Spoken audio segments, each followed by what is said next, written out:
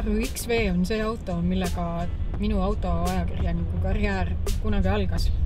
Ja nüüd on siis jõudnud selle masina teine generatsioon, millel ei ole esimesega praktiliselt mitte midagi pistmist peale selle, et nimi on sarnane ja välimus ka võib-olla pisut. Aga auto on ehitatud täiesti uuele platvormile. Ta on muidugi 100% Subaru. Ja see uus platvorm teeb XV-st põhimõtteliselt konkurendi nii Outbackile. Tegu on väga mugava, väga intuitiivse ja väga hästi sõidetava autoga, kui ka Foresterile, sest XV clearance 22,1 cm on juba natukene rohkem, kui see on Foresteril. XV näol on Subaru hakkama saanud täiesti uue hitiga.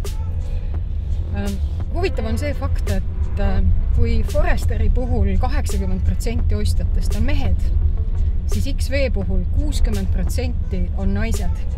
Ja Subaru ise loodab, et nüüd see protsent veelgi tõuseb. Mina võin oma kogemuse põhjal öelda, et tegu on täiesti uniseks autoga, ehk siis sellega saavad väga hästi sõidetud nii naised kui mehed. Aga samal ajal, kui see auto endale osta, siis kindlasti mitte selleks, et ainult tööle ja koju sõita teadmises, et tegu on linnamaasturiga, vaid see on selline auto, millega saab ka lõbutseda. Kui XV endale koju tuua, siis ikka selleks, et tõepoolest vahete vahel minna kuskile mõnusatele teedele möllama, nagu meie täna tegime. Mis sõidumugavusse puutub, siis tänapäeval räägitakse väga palju ühenduvusest ja väga lihtne, mina olen iPhone'ik. Et siin on olemas Apple CarPlay, mis põhimõtteliselt kuvab kogu mu telefoni sisu sellele suurele ekraanile. Polegi muud, kui panin telefoni juhtmega taha ja nii muusika, kõned, kõik minu äpid, kõik oli olemas, mingit probleemi sellega ei olnudki.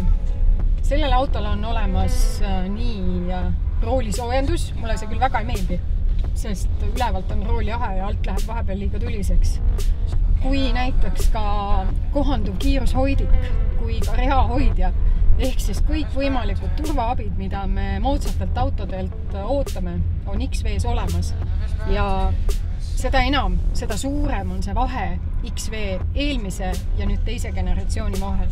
Ehk siis me ikkagi näeme praegu pigem Outbackilikku Subarut, mis sõidab nagu vana hea Forester. Ja kui see ei ole hea kombo, mis siis veel on? Ja kui me vaatame hinna-kvaliteedi suhet, siis ei jäägi kahtlust, et mina võin küll öelda, et kuna ma ilmselt jään Subarule truuks, siis igapäeva autona olemasolevast valikust kaaluksin mina praegu kõige rohkem XV-d.